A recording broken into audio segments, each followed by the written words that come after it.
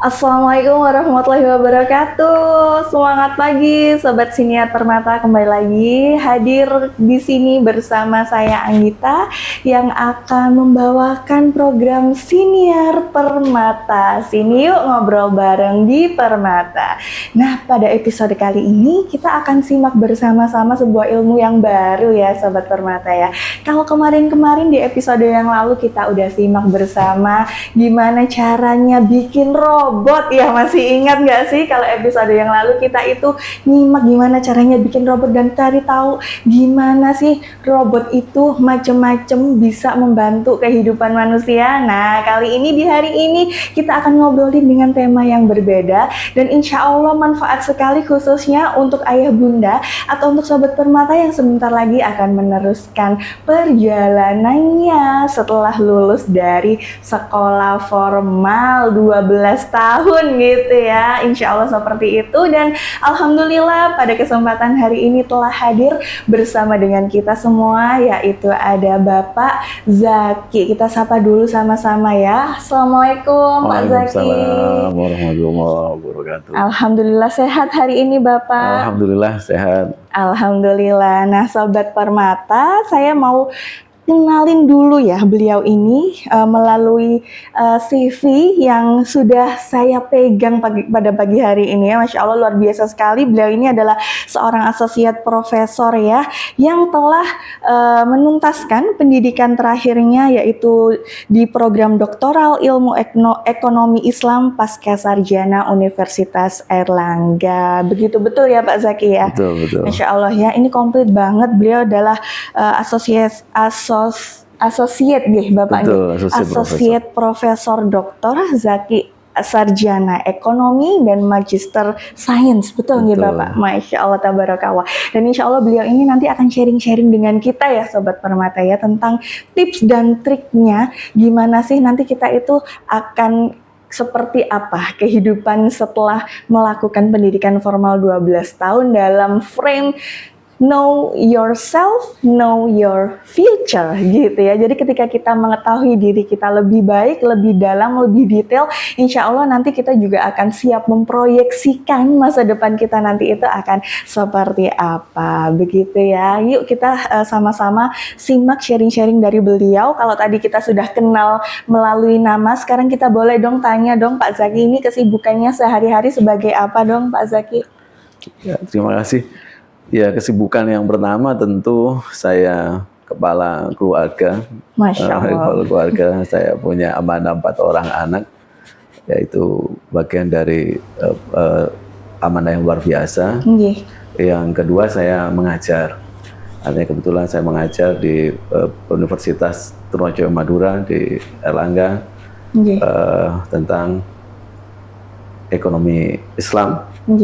Juga konsultan di beberapa tempat termasuk di pemerintah daerah, pemerintah provinsi, dan instansi yang lain. Masya Allah, luar biasa ya kesibukannya. Semoga dengan begitu ilmu yang beliau miliki semakin berkah barokah. Ya Bapak, Masya Allah. Amin. Yang hari ini siap untuk di-sharingkan kepada Sobat Permata semuanya. Nah, ngomong-ngomong soal know yourself, know your future. Ini kan gambarannya kita itu harus memahami kelebihan atau potensi diri kita sendiri. Seperti itu mungkin ya Pak ya.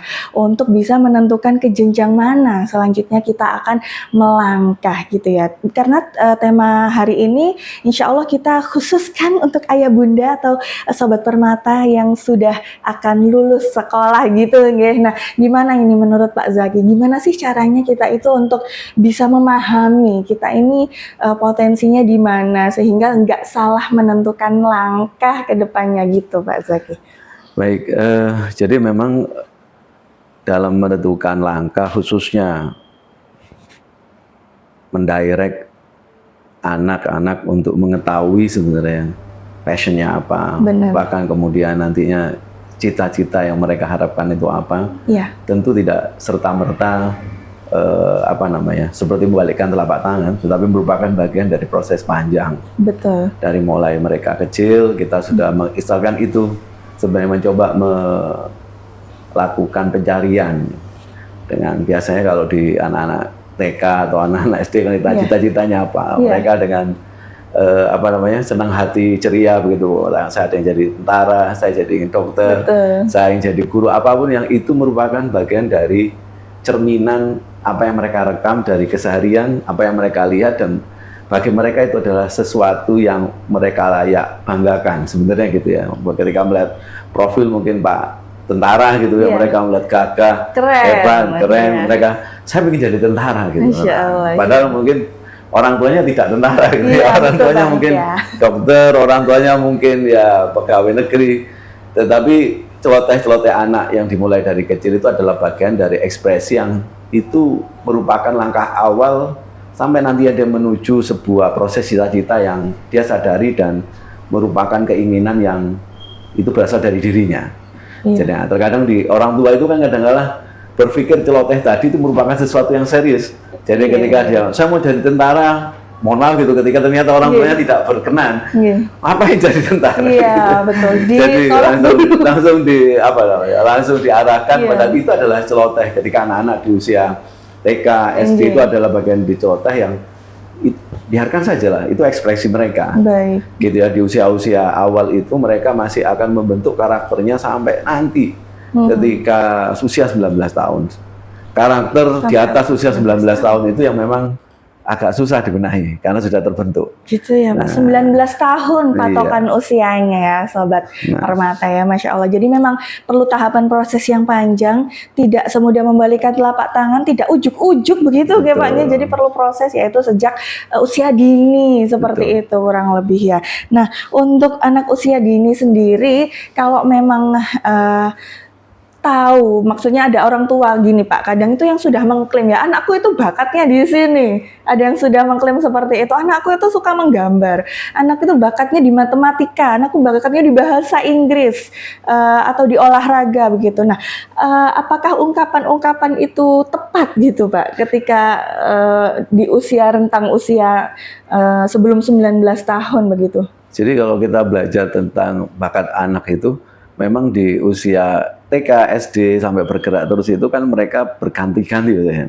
Ada yang dia, saya suka musik misalkan. Tidak berarti kemudian dia konsisten misalkan dia bermain piano atau gitar itu adalah spesifik keahliannya. Bisa saja kemudian nanti pada usia berapa lagi dia berganti. Saya nggak suka musik, saya suka misalkan saya memperbaiki sesuatu. Memang otak-atik.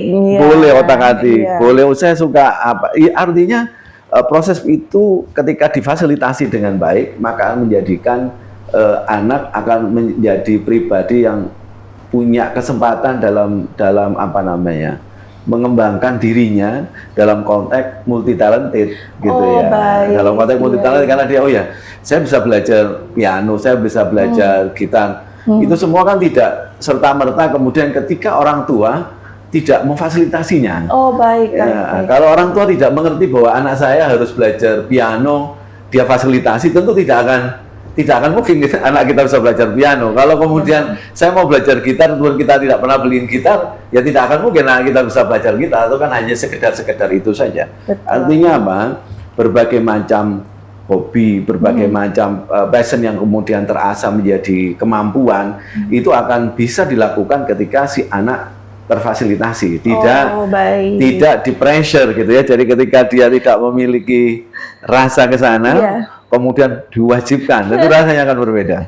Iya benar banget. Jadi mungkin dari proses seperti itu tadi adalah step-step untuk mengenali diri anak itu ya Pak ya. Jadi kita sebagai orang tua memfasilitasi aja kewajibannya, tidak untuk nge-pressure gitu ya. Pokoknya harus begini, pokoknya harus begitu gitu ya. Jangan ya, insya Allah dari proses itu nanti kita akan tahu anak ini cenderung minatnya kemana, begitu betul ya Pak? Masya Allah. Ya, jadi seperti itu ternyata Sobat Permata ya, proses untuk mengetahui potensi atau jati diri anak ini sebenarnya potensinya di mana Pak. Ini selingan sedikit nih boleh kita tanya ya. Bapak kan kepala keluarga, tadi disebutkan putranya ada 4. Boleh cerita sedikit aja Pak, apakah di keluarga Bapak itu ada kurikulum pendidikan keluarga gitu? Boleh di-spill sedikit mungkin Pak? Tentu ketika saya di awal, kita ini salah satu kelemahan di kita adalah di sebuah keluarga tidak pernah disiapkan dengan baik. karena kita berpikir orang menikah itu sudah memiliki bekal dalam proses pernikahannya. Ya si suami dipikir sudah bisa mengerti karena mungkin sudah pernah belajar dari bapaknya mungkin, dan si istri juga mungkin disiapkan dari ibunya. Padahal itu sangat kurang. Artinya memang mau tidak mau ketika seseorang mau menikah, idealnya mereka juga memiliki kapasitas dan keilmuan bagaimana kemudian mempersiapkan diri menjadi seorang suami dan istri. Itu utama di kita pikir kalau orang menikah harus siap, ya sudah banyak nikah aja, tidak ada apa namanya pra-wedding school atau apa, tidak ada gitu ya. Pra-wedding itu adalah foto gitu ya, bukan untuk berkuliah gitu. Padahal nah itu yang menurut saya perlu juga dibudayakan. Nah kemudian kita masuk ke dalam konteks rumah tangga. Kalau memang rumah tangga kemudian kita punya anak tidak punya kurikulum pendidikan juga akan repot.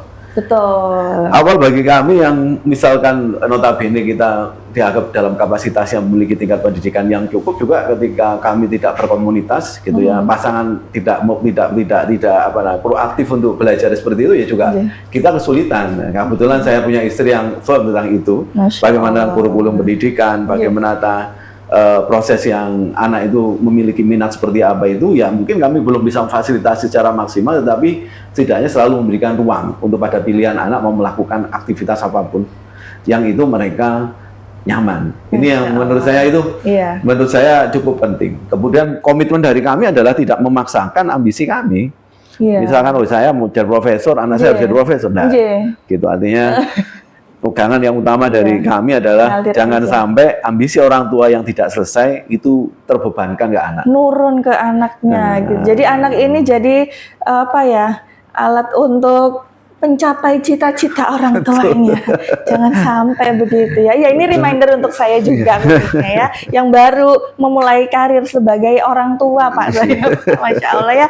Ya alhamdulillah. Nah tadi sudah kita bahas ya Sobat Permata ya seputar bakat minat. Kemudian tadi di spill bahwa kurikulum pendidikan di dalam keluarga itu sangat penting sekali untuk menentukan kehidupan anak nanti setelah sekolah begitu ya. Nah kita bahas di topik selanjutnya. Bukan topik selanjutnya, pertanyaan selanjutnya ini Pak Zaki ya.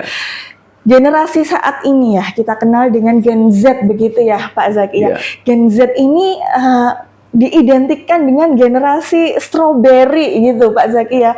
Mungkin Sobat Permata pernah dengar juga ada namanya strawberry generation, yaitu adalah para Gen Z ini ya yang usianya mungkin kelahirannya mungkin sampai sekitar tahun 2010-an ke atas begitu ya. Nah, kemungkinan anak-anak yang saat ini di usia SMA, MA atau SMK adalah anak-anak yang berada di dalam generasi Z itu tadi, Gen Z. Menurut Pak Zaki nih, kalau Gen Z ini kan tipikalnya berbeda ya Pak dengan setidaknya dengan generasi saya lah. Saya ini Gen Y. Itu udah berbeda dari cara pikir, kemudian karakteristik itu kan sudah berbeda sekali. Apakah Gen Z ini nantinya juga akan memiliki peran yang sama dalam menentukan kehidupannya dia sendiri ke depannya dalam mau kerja atau mau memilih jurusan kuliah? Itu bagaimana menurut Pak Zaki dengan tipikal Gen Z yang di labeling strawberry generation saat ini gitu? Betul. Jadi memang harus kita sadari kita harus berhadapan dengan siapa. Tidak bisa pola yang kemudian kita terdidik saat kita di era kita kemudian kita terapkan di era sekarang. Susah sekali, kita pasti akan hopeless gitu ya. Banyak kecewa karena kita berhadapan dengan generasi yang berbeda. Banyak mulus dada. Artinya memang tidak mudah. Kalau kita dulu kalau dibilangin orang tua ya harus mendengar dengan baik. Kalau hari ini kalau kita memberikan arahan pada anak, kita seperti diskusi di ruang sidang pengadilan gitu ya, karena anaknya juga mengungkapkan berani melakukan beropini dan seterusnya yang menurut orang dulu itu tidak sopan. Tidak sopan. Ini yang menurut saya memang menjadi persoalan di di kita hari ini. Yang kita harus tahu bahwa anak-anak hari ini ternyata punya karakter begitu. Yang notabene mau tidak mau kita harus kompromis gitu. Kita harus berkompromi untuk mengambil sisi yang kemudian mereka bisa diterima. Jadi titik temunya di mana? Itu yang menurut saya penting untuk dilakukan orang tua hari ini. Jadi bisa atau tidak bisa tantangan yang kita hadapi hari ini berbeda dengan tantangan di ya generasi kita sebelumnya. Oke. Kita menikmati fasilitas berbagai macam alat tools yang kemudian hari ini juga memberikan kemudahan, juga kesulitan. Gitu. Kenapa demikian? Kemudahan bagi yang bisa memfasilitas ataupun bisa menggunakannya dengan baik. Kesulitan ketika mereka akhirnya masuk dalam gelombang arus media tersebut yang mereka tidak bisa memanage dengan baik. Betul. Jadi ada kemudahan, ada kesulitan. Karena apa? Ada arus informasi yang begitu besar dan tersembunyi masuk. Betul. Yang kita tidak bisa melakukan screening. Sebagai orang tua ini susah kali melakukan screening ya, karena media yang dipakai di HP, di ini berbagai macam media hari ini memberikan ruang kemudahan itu, sehingga orang tua mau tidak mau harus mempersiapkan setidaknya memberikan ruang kepada anak bahwa kamu boleh, tapi kamu ingat media yang kamu pakai hari ini memiliki dua hal sekaligus, ada kemudahan, ada kemudorotan. Nah, kamu pakai yang mana? Kalau kamu muda, kamu bisa memanfaatkan, kamu akan bisa tahu apa saja. Kamu bisa melakukan akselerasi yang orang dulu tidak bisa, karena di zaman saya nggak ada. Dan tahu di zaman sekarang apa yang tidak bisa dengan alat komunikasi, kita bisa lakukan. Tetapi ada hal yang itu juga akan menjadi mudarat, yang akan menggulung kamu menjadi berbagai macam tentu dampaknya. Yang hari kita bisa lihat ketika banyak anak-anak kecanduan gadget, mereka juga menjadi terkena penyakit kejiwaan yang mereka sampai culun, mereka sampai lupa diri, sampai nggak tahu orang tuanya. Itu kan bukan lagi rumor, tetapi fakta di lapangan bahwa ada kejadian-kejadian seperti itu. Nah, menurut saya hal-hal yang seperti ini harus kita antisipasi. Kedua, tentu ada ruang komunikasi aktif dengan anak, gitu ya. Kita tetap tidak bisa kemudian kita memaksakan diri bahwa Abah ini kepingin kamu kedokteran, kamu harus di kedokteran. Tidak bisa juga gitu. Artinya kamu mau cita-citamu apa, nak? Kamu mau punya keinginanmu apa? Oh, hari ini aku masih bingung, kadang-kala A, kadang-kala B, kadang-kala C. Tetapi ruang komunikasi harus kita lakukan, apapun itu, gitu ya. Saya ingat betul ketika saya dulu masih kecil gitu, ibu saya selalu senantiasa mendongengkan setiap mau tidur itu adalah impian untuk menjadi orang besar. Gitu yang kemudian menggapai cita-cita. Dalam konteks itu kamu anaknya orang nggak punya, ya berusaha dengan keras agar kamu bisa menjadi orang yang dihargai orang lain, berilmu artinya. Jadi itu yang kemudian akan terngiang-ngiang selalu di anak, bahwa ada semangat yang itu terinstal karena dilakukan replikasi yang luar biasa dari kecil, apalagi mau tidur gitu ya. Masuk gelombang alfa itu sudah, Pak. Tahu apalagi kita habis itu, oh ini berjuanglah, kalau orang nggak berjuang nggak akan dihargai orang. Itu terus, dan itu menjadi sebuah tekad untuk mewujudkan ya, karena memang mau kita kayak apa saja kalau anaknya sendiri tidak punya keinginan dan kemauan, tidak akan mungkin bisa. Gitu ya, Masya Allah. Tidak akan mungkin bisa. Kemudian saya berteman dengan banyak orang. Ada yang anaknya orang nggak punya, yang kemudian sukses. Ada anaknya orang yang memang orang mampu, tapi dia bertanggung jawab dan sukses. Ada juga anak-orang yang mampu dan kaya raya, dia tidak jadi apa-apa. Bahkan berikutnya adalah bangkrut, artinya tidak menjadi apa-apa dan miskin. Padahal dia dari anaknya orang yang kaya raya. Jadi kembali lagi, objek kita adalah bukan kita, tetapi anak-anak kita. Maka kenalilah anak kita. Kalau kita tidak mengenali anak kita dengan baik, bagaimana kita bisa menasihatinya?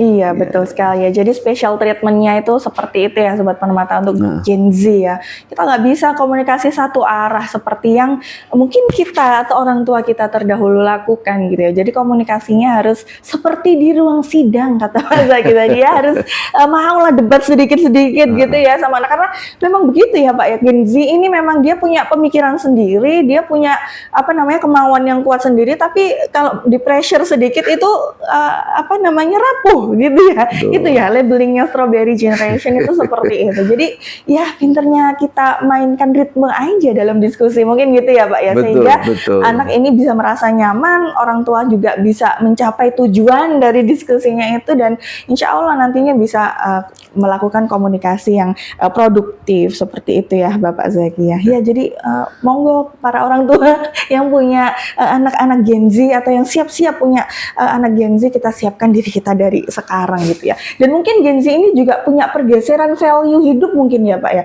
Kalau dari ceritanya panjenengan tadi kita simak ya bahwa sami nabatona aja sama sama orang tua gitu ya. Orang tua ngomong apa kita turutin, kita lakukan gitu ya. Bahkan ketika orang tua mendongengi ada value-value yang disampaikan harus jadi orang besar, kita semerta-merta menerima aja, dengerin aja gitu ya. Tapi kalau untuk generasi sekarang agak-agaknya berbeda ya Pak ya. Betul. Nah dari pergeseran value itu, apakah nantinya seorang orang tua yang mempunyai putra-putri di era Gen Z ini nantinya tidak bisa menyamakan value hidup? Gimana Pak Zaki?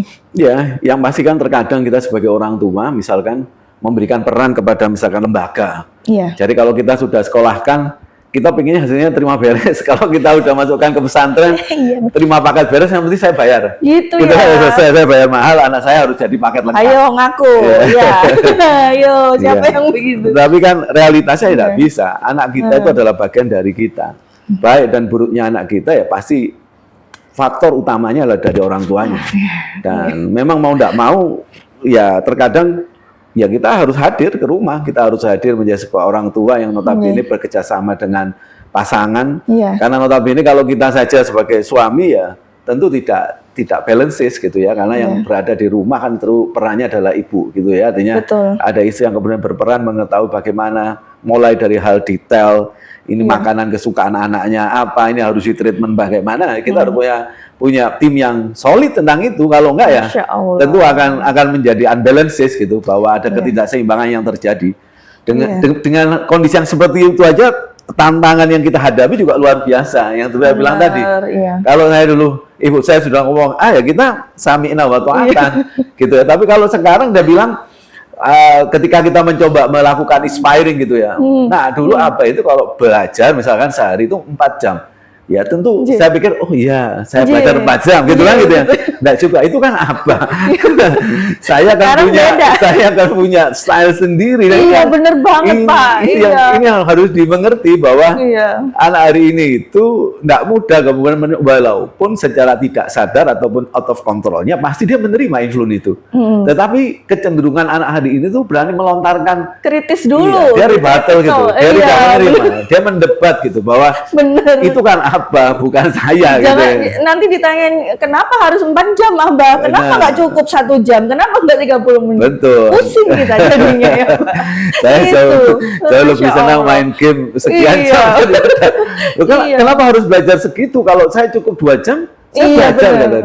Jadi kita ini kan terkadang ya harus tadi banyak sabarnya. Hari ini kita bisa kita standarkan dengan kondisi kita sebagai orang tua zaman kita dulu gitu ya. Kalau dulu kita kita berjuang sungguh-sungguh, nggak perlu kemudian hari ini enggak. Tapi menurut saya inilah pentingnya, krusialnya peran orang tua hari ini adalah kesabaran dalam konteks melakukan pendampingan terhadap anak. Gitu, jadi mau tidak mau tidak mungkin ada orang sukses tanpa coach yang baik. Dan coach yang baik jangan dilepaskan ke sekolah, jangan dilepaskan ke santri, walaupun kita mengajarkan bagaimana menghormati para guru sebagai bagian dari orang tua, para pengajar di pesantren sebagai orang tua, tetapi terbaik anak adalah orang tua. Benar. Gitu ya. Saya teringat sebuah film kungfu, akhir-akhir ini saya belajar film kungfu ya. Jadi ada sebuah kerajaan di Cina itu punya pangeran yang notabene malas banget dan dipikir tidak punya plan. Ini bedanya. Ternyata si rajanya sudah mempersiapkan plan buat si pangeran tadi. Dia harus melakukan sebuah perjalanan dari titik A ke titik B. Di titik B dia berhenti ke sebuah padepokan. Di situ ada guru besar yang sudah tua yang siap mentransfer ilmu. Konteksnya, tenaga dalamnya yang sekian tahun dipelajari itu diserahkan kepada si pangeran tadi. Gitu, dan tiba-tiba dia punya kompetensi hari ini. Jadi film kungfu tadi, tenaga dalam itu adalah kompetensi yang dibutuhkan agar orang bisa melindungi dirinya dan bagian kita adalah kuat gitu ya, terengginas, strength.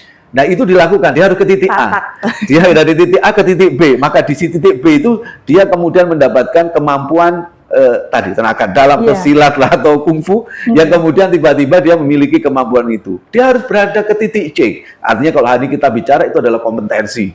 Habis itu dia berangkat ke titik C, maka di situ kemudian ada persoalan yang dia juga harus selesaikan. Dan seterusnya sampai dia kembali lagi ke kerajaannya. Maka dia sudah memiliki sebuah proses perjalanan yang dia memiliki kemampuan yang kompleks dan cukup untuk sebagai dia menjadi pengganti raja. Jadi si raja sudah mempersiapkan sebuah alur perjalanan yang si pangeran tadi ketika melakukan itu sesuai dengan titik-titiknya, dan dia kembali kepada titik kerajaan tadi, dia kembali sebagai calon raja yang siap. Masya Allah. Nah makanya hari ini kita tidak pernah kemudian berbicara bahwa seolah-olah tidak dibuat desain, tapi orang tua juga wajib membuat desain yang tidak terlihat. Betul banget. Sebagai bagian dari perencanaan agar alur si anak tadi dia tidak merasa harus dipaksa, tapi mereka terarah menuju perjalanannya. Masya Allah. Dan kemudian itu mereka akan menemukan kompetensi diri supaya dia bisa mempersiapkan dirinya untuk menempuh atau bagian dari persiapan menjalani kehidupan mereka berikutnya. Iya, jadi strong ya. Kita tidak memaksa, tapi kita menyiapkan, mengarahkan gitu ya. Itu loh pentingnya rancangan tadi ya kurikulum. Jangan berjalan tanpa peta. Mungkin gitu ya Pak Zaki ya. Kalau kita aja mau ke Surabaya harus tahu. Nggak boleh lewat Jogja dulu, jauh nanti ya. Kalau mau ke Surabaya ya lewatnya lewat Krian gitu ya. Jadi itulah pentingnya perjalanan dengan peta. Tentunya kita sebagai orang tua juga harus punya peta ya, supaya kita tidak tersesat dan bisa menuju ke satu titik tujuan yang sama. Jadi ternyata memang pergeseran value antar generasi itu ada tadi ya kata Pak Zaki ya. Dan bagaimana menyiasatinya, yaitu tadi kita harus duduk hadir secara utuh gitu ya. Utuh itu mungkin artinya ya kita mendampingi, ngobrol tanpa ada distraction, mungkin gitu ya Pak Zaki ya. Karena banyak banget sekarang orang tua yang ya pokoknya aku ada kok di rumah tapi sibuk gadget atau sibuk nonton Netflix gitu. Sibuk nonton TV. Jadi hadirlah secara utuh gitu ya mendampingi anak-anak supaya kita itu juga bisa mensiasati perbedaan value antara generasi kita, generasi orang tua kita dan generasi anak-anak kita gitu ya, supaya tetap berjalan ke tujuan yang sama gitu ya. Itu tadi tentang perbedaan value antar generasi. Kuliah atau mau meneruskan kerja dulu? Iya, kebanyakan memang itu menjadi sebuah pilihan dilematis. Kerja dulu kah lebih baik atau mau kuliah lebih dahulu kah? Itu cuma kembali kepada